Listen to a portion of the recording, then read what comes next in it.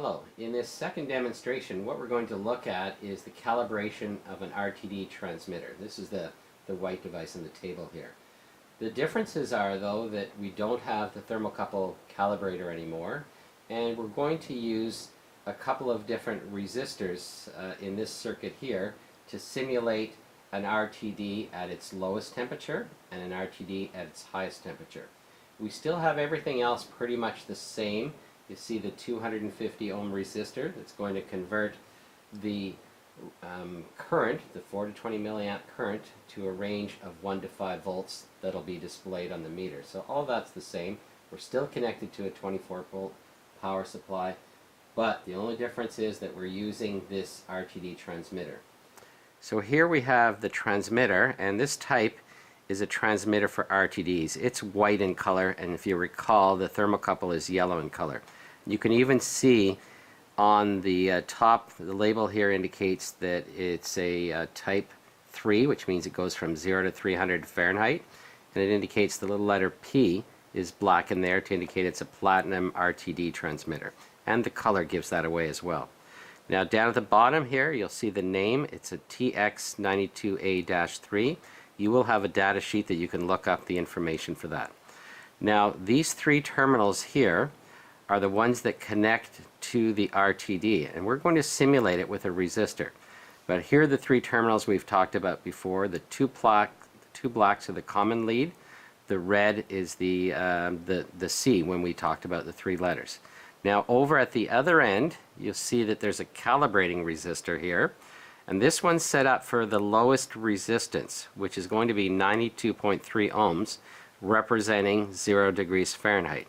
Now we've connected the two black wires because we're not using a real RTD, we're simulating it with a resistor. So this end and this end are connected back to this device. Now if I just flip this over a little bit, you'll notice the letters on here indicate in minus, in plus, and M. Those are the three connection points for the RTD. So make sure you've wired it up just the way I have it in this diagram. And we'll start with the 92.3 ohm resistor. Alright, now I'll take you through the steps of actually calibrating the device. And I know it's out of calibration right now because I'm simulating the low end with a 93 ohm resistor, and it's not reading 1 volt as you can see on the meter, which it should be at its lowest temperature of 0 degrees. And I'm going to be simulating the highest temperature with a 150 ohm resistor. I'm going to place it in here to simulate an RTD at 300 degrees, which should be giving me 5 volts, and I'm getting close to that, but I need to adjust it a little bit more. Now normally you want to start with the 0 input, so back to the other resistor, and I will be going back and forth quite a few times until it's calibrated. So I'm going to start at the 0 temperature reading. A 93.1 ohm resistor represents 0 degrees Fahrenheit. And I'm going to adjust the 0. The 0 is this tiny opening here. I'm just going to move the wires out of the way so you can see that. And so I'm going to adjust it until I get 1 volt on the meter. So I'm going to have to go counterclockwise. And if you look at the meter, it'll eventually make it to 1. You don't have to be perfect on the first couple of tries. So that's good enough for about 1 volt. I'll have to switch to the high end temperature. So we're simulating 300 degrees with this resistor. And then that should give us 5, but we're getting 4.8. So I'm going to adjust this, and I'd want to turn it clockwise until I get about 5. And as I said before, the span and the 0 interact, so you'll have to adjust it 2 or 3 times until it's just right. So 5, back to the 0.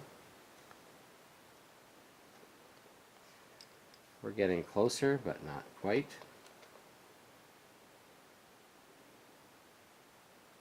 Okay, that's good. I'm back to the high limit. And we're almost there. This is probably the last adjustment. So 5 volts. Back to the 0.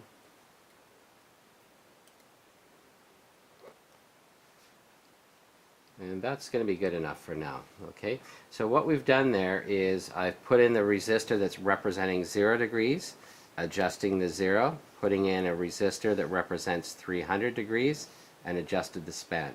And we went back and forth a couple of times till we're about within 1%, and this is very close, so that's good enough for this point in time. The other thing is we're going through, if you recall, that 250 ohm resistor that converts the 4 to 1 volt and the 20 milliamps to 5 volts. And the next step will be to put in an actual RTD and compare it with the ambient temperature. In this last step, we're just going to compare the voltage that we're reading on the meter with a calculation and then verify using the digital thermometer that the two temperatures agree. So to begin with, I'm getting 0.94 volts, or sorry, 1.94 volts. I'm going to subtract 1. So 0.94 divided by 4, because that's our range in voltage, gives me that fraction. Then I'm multiplying it by the span of the RTD transmitter, so times 300. And so that's my temperature, 70.5. And I'm going to compare it with the digital thermometer, which I have down here. And it's currently showing me 70.7 degrees Fahrenheit. So we're only about 0.3 degrees off, which is quite close. That's about it for this demo. Thanks.